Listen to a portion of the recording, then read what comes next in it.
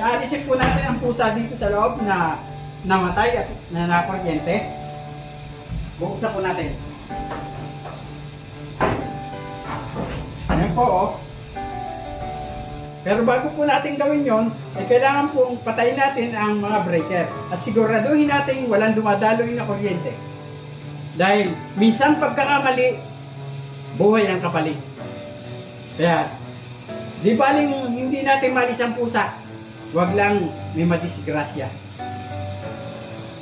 Hintayin po natin ang aking kasama dahil kailangan po ng assistant para magawa po natin ang bagay na yun. Ang gagawin po natin, ilagay po natin sa manual ang ating generator upang hindi po umandar. Ilagay po natin sa manual. Ilagay po natin sa manual. Pinutin po natin, long press, para hindi po umandar. Ang manual po. Ang susunod po natin gagawin ay i-off po natin ang ating circuit breaker. I-off po natin ito.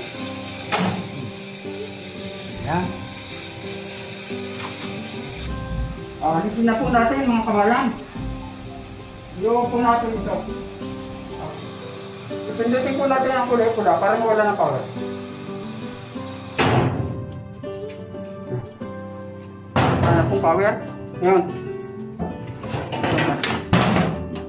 Magsuot po tayo mga kabayan ng proteksyon tulad ng helmet, face mask upang hindi po masyado nating maamoy ang naaagnas ng katawan ng pusa. Sana po natin. Yata, paalala ka na? Paalala ka na? Nakalala mo na ba? Check natin kung may power. Para sigurado tayo. Sir, pinakilala mo na ba ito? Mga kabayan, kakabsat, kasangkayan, ang ating pong katulong sa pag-alis po ng nakuryenteng pusa sa loob ng electrical panel ay si Tay. Siya po ay isang masipag na housekeeping. Tingnan natin kung may power. Siguraduhin po natin kung ang ating kasiguraduhan ay 100% ay gawin po nating 200% upang ang sakuna ay ating maiwasan. Mahirap na pong magsisi sa bandang huli dahil sa ating kapabayaan. Sir, kukuha lang ang basket. Oo, kukuha lang kasi. Tama. Mga kabayan, kakabsat, kasangkayan, simulan na po natin ang pagtatanggal ng nakuryenteng pusa gamit po ang mga kapirasong kahoy. Mukhang mahihirapan po tayo mga kabayan sa pag-alis ng nakuryenteng pusa dahil po ito ay nakaipit po sa mga busbar at mga wire.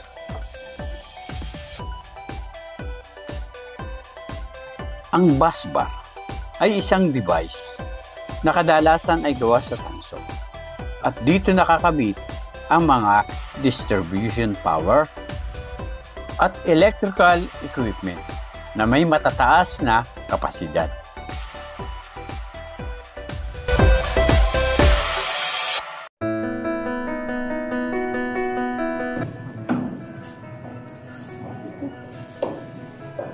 Depende ka ba yan? Pare, kuha ko gloves. Ha? Nakakit na. Ha? Nakakit na, sir. Nahati na siya? Teka, gusto mo na tong? Hindi, sir. Mas maganda kakama yun, sir. Mas mabilis. May dapat tayo dyan pag ginanyan mo. Pag sinusungkit Palagay mo. Magagalaw yung ano niyan, pare. Yung mga wires na yan. Ano, kuha ko ng glove? O, sir, tong. Tong.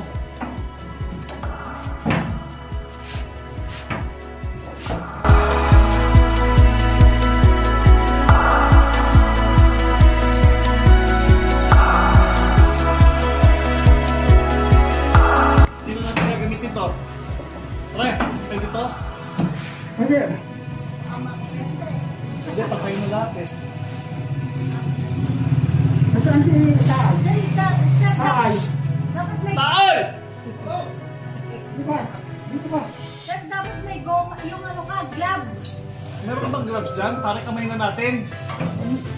Ayan, yung plastic eh. Suot mo yung plastic. Pare. Gawa mo nga. Sige na. Doblein mo na lang, pare.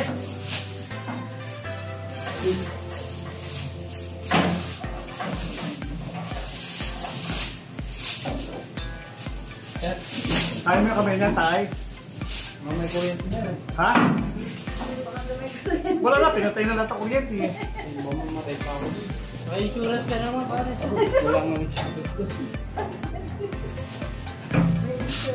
Grabe naman ito. Pare, kamay talaga dapat yan.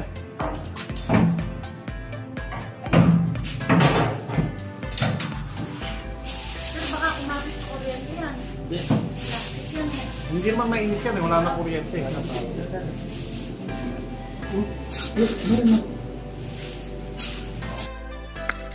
May mga trabaho na kung titingnan mo ay madali lamang.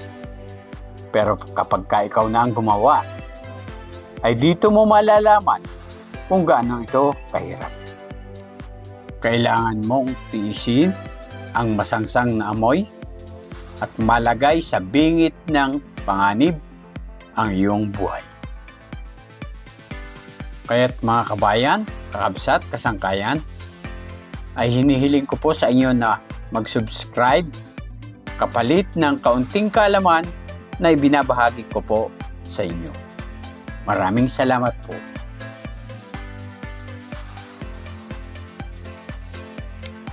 Pakipindot na rin po ang notification bell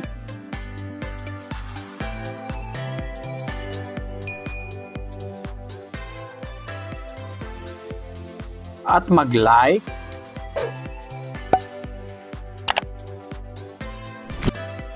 at mag-komento at paki-share.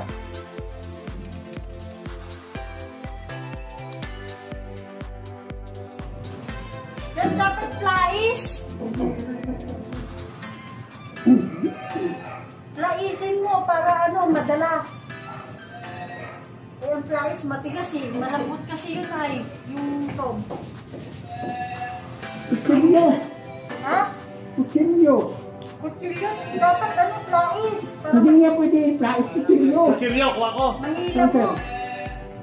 Para Hindi manila mo.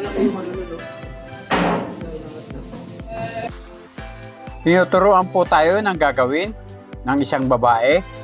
Siya po si Nanay Junicia.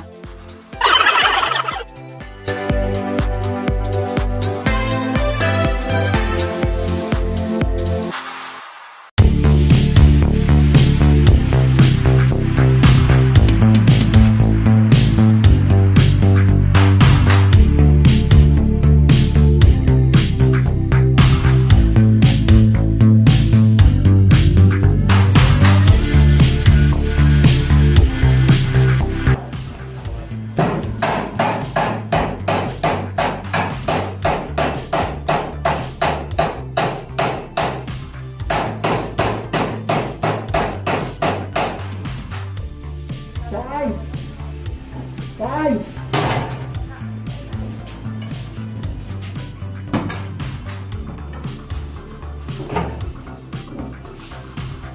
Tatago kaya tatayo.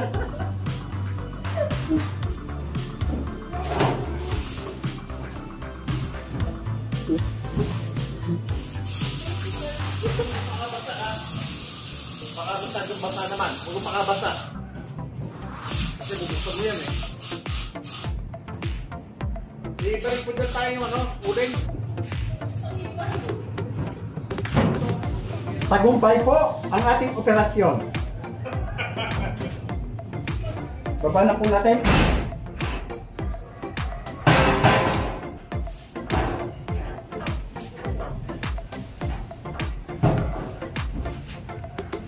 Lahat ng pagsubok ay may katapusan. Lahat ng simula ay may dulo. Tulad ng pinaharap natin na problemang ito, Kailangan lamang natin ng tapang at lakas ng loob upang mapagtagumpayan ang mga problemang ito. Ngayon po, ay hanap po natin. Gawin po natin.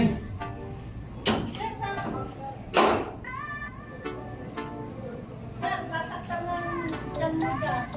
Ito. Sabahin mo po natin.